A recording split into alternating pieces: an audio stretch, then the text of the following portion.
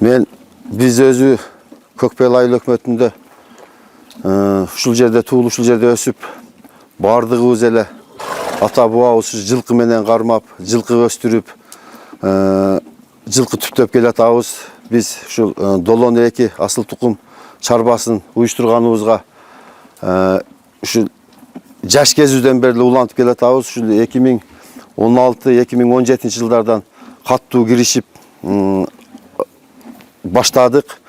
2022 жылдардан ушул баштап өнүктүрүп 2025 жылы 15 майда мамлекеттик статус алдык. Бул жылкы асыл тукум болуш үчүн асыл тукум деп өзү айткандай ушу өндүрүп, көбөйтүп, асылдуулугун карайык деп өндүрүп келатабыз.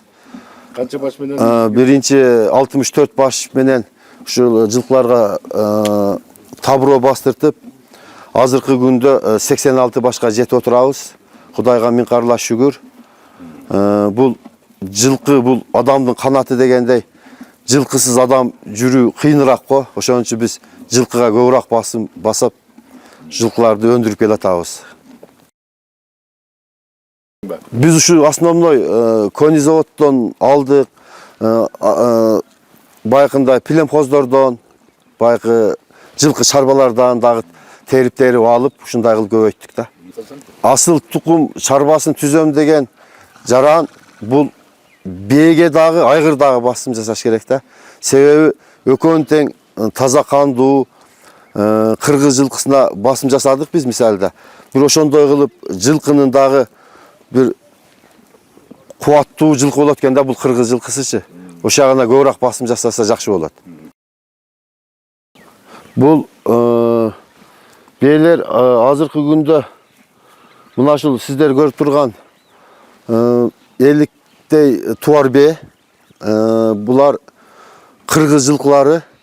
Булардын асылдуулугу бир өтө маанилүү жылкылар.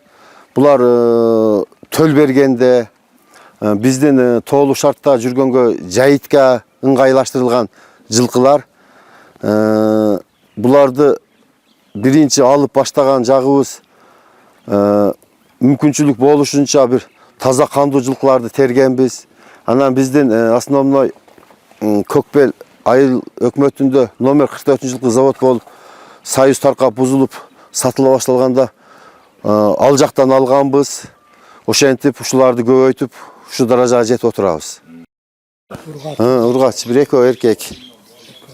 Мына кулундар, чагылгандын кыздары, энелери биякта турат.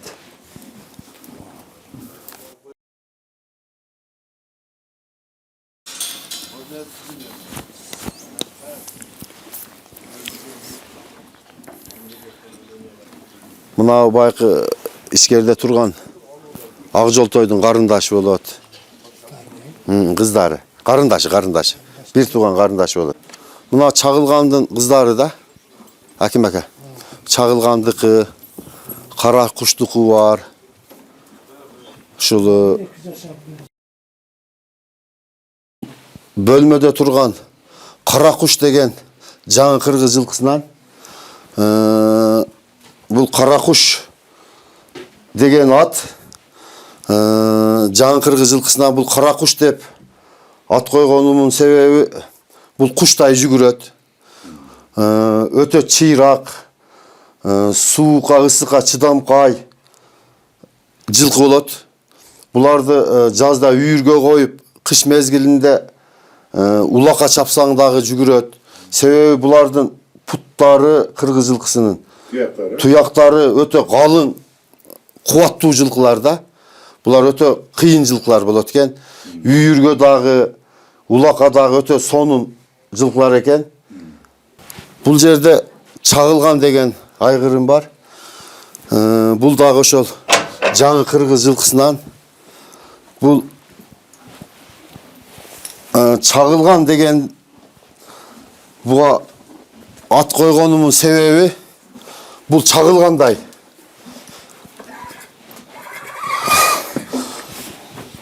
Так. Бул канча асый bunun? Бул 5 асый. Бул чагылган деген бул өтө Kıyın жылқы, kışta ulaka çababız. At adamdın kanatı deydi. Бұл жылқыны hiç uақытта қаттық айтпаш керек. Жылқы менен күндүгө саар кеч биз сүйлөшөбүз кадимкидей. Тил эле жок бул жаныбарлардыңчы. Булар өтө эстүү. Анан жылқыны эч убакта жерде туруп урбаш керек. Жылқыны урбаш керек. Себеби жылқыны али улак апарып, кээ-биркилер кичинеп койсо уруп бугулат. Жылқыны эч убакта жерде туруп мынантип урбаш керек. Жерде только кашып, мүмкүнчүлүк болсо пешенесинен кашып ушу сылап туруш керек. Атты тәрбиелейм деген кыргыздын жигити аттын үстүндө тәрбиелаш керек. Эч убакта жерде тәрбиелаш керек. Жерде тәрбиеласаң, бул ат чиштей турган болуп алат, мындай өчөш пайда кылып алат да. Булар өтө тил эле жок да, бул жаныбарлардынчы. Анан буларга ушинтип ак канттарды берип, мына ушундай кылып булар ушинтип ак кант жешет. Жаныбар. Мындай кылып ак кант беребиз.